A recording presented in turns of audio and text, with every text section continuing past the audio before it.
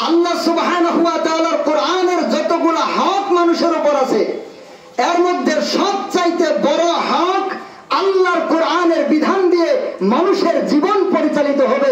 এটা হচ্ছে কোরআনের সবচাইতে বড় হক। আল্লাহ তাআলা এই পবিত্র কোরআনকে নতুন কাপড়ের মধ্যে, লাল কাপড়ের মধ্যে পেঁচিয়ে তাকের মধ্যে উঠিয়ে রাখার জন্য আল্লাহ তাআলা কোরআন পাঠিয়ে দেন নাই।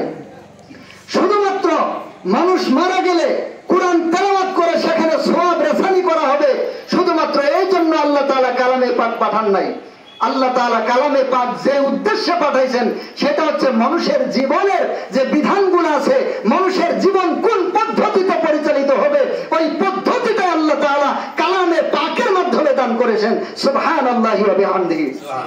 এই জন্য যেহেতু এটা আমাদের জীবনের সবচাইতে বড় উদ্দেশ্য, বড় টার্গেট, এই টার্গেট যদি, এই মিশন যদি কোন মুসলমানের ভিতরে না থাকে আর সে নিজেকে মুসলমান দাবি করে, তো তার দাবিতে সে সত্যবাদী হতে পারে নাই।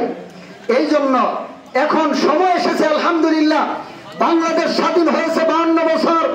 1947-এ যখন ভারত পাকিস্তান বিভক্ত হয়েছিল, পাকিস্তানের মুসলমানেরা আশা করেছিল পাকিস্তান একটা ইসলামিক রাষ্ট্র হবে, কিন্তু ওই সেকুলারের বাচ্চারা আমাদেরকে ইসলামের স্বপ্ন দেখতে দেয় নাই।